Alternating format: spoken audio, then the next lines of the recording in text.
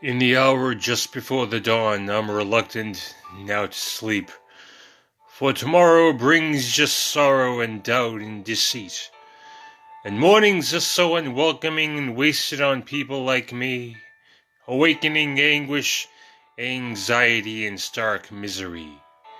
And when I open my eyes, my soul unfolds, revealing bleak despair, and wishing that I were aloof and just did not care.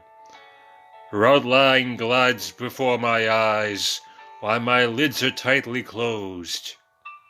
In a graceful pose, in lovely clothes, with her passions exposed.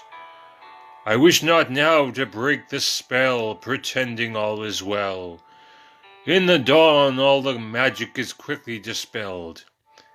In these fleeting feelings I find respite in the cover of a starry night, my reserves preserved airtight in a box full of light.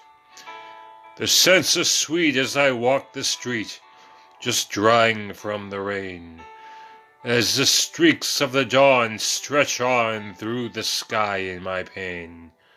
Your heart where art is nestled, gently nurtured and nursed, whether safe from my grave contemplations and awful curse, neither weighed on, preyed upon, decayed and gone. My harmful influence shall not compromise their innocence. If I have found your favor for one moment in my years, even as I embark toward the darkness which beckons me near, the instant that you cared and your smile was sincere, though the gloom draws near, promising the tears.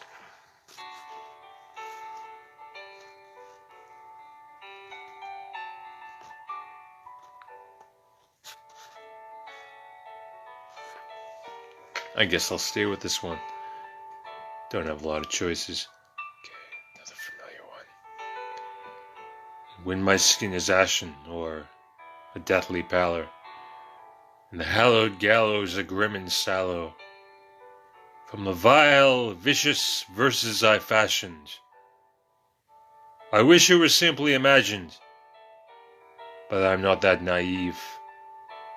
When the saints and the angels grieve, it's too overwhelming, too sad to believe, and hope has turned a corner. And to these contented rooms I am a foreigner. Hospitable houses and the welcoming hands, and the loving gestures I shall never understand. Leave me in the hands of the coroner. Explain it away as plainly as you can, but only as much as your heart can withstand. In details revealed but gradually, lest you become a casualty, lest you succumb to the same despair and decay. Wait until I am taken away. There's nothing useful to say, no reason to pray. The spirit is lapsed and the soul swept away. A body dissolved to a pillar of salt. No point speculating who's been at fault, when the others have wept and subsequently left, and your spirit is bereft, and you crave for comfort and closure. In private you break your composure, in the throes of some cathartic moan, tears spill in the moments alone. One more familiar one. Its mind has aimlessly wandered, as pointless things are pondered, with hours devoured and squandered, while my thoughts of you they grow fonder, and faults and failures frequently considered, fruits of my labor grow bitter and withered, and among the empty pleasures with which the days are littered, your fetching lips bend into a welcoming sliver. Precious treasures placed pointedly in your palm, primal pleasures punctuate your pure and pristine calm. Let no one pry your fingers apart lest they lose their luster, when you are weighed down with worries and furiously flustered. In spite of the sorrows sympathetically swallowed, your heart is never shut, nor gutted, nor hollowed. I rejected your affections, so grossly misplaced, A splendid peck from your glistening lips bears a terrible taste. Recoiling from your hand, I spat back an acidic reprimand, and pulled up my sleeve, revealing an indelible brand. Damning denials and words condescending, inflict what I must to stem your pretending, as chilling confessions chill and still and kill your innocence. I'll crush whatever you consecrate, and bear all consequence, and dash your delicate dreams, treat them as though they were drivel, to drive you away as your illusions of me they shrivel. One more, I think.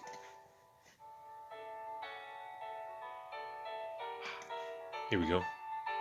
Each dreamy desire so gently implied, what girlish indulgence have I denied?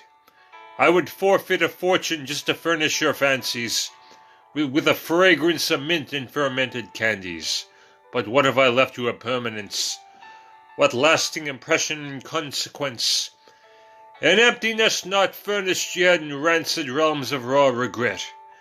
What have I left you in swelling supply? A hatred so heavy it will never die. It will neither succumb nor slowly subside. It coldly confronts me from all sides, and rusted ruins run with rodents, and silent stares in muted moments, hardened by hurt and starkly inert, desolate darkness in depths of dirt, and deemed undesirable and never finding peace, and whatever was admirable is darkened and deceased.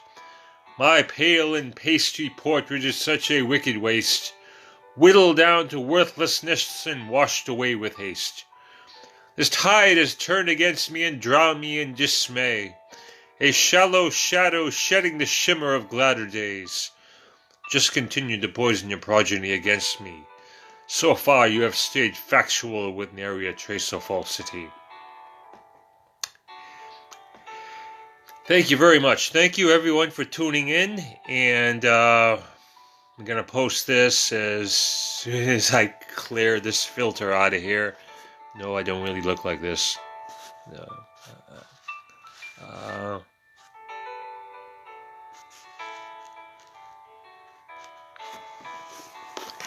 How do I get rid of all this? Oh my God.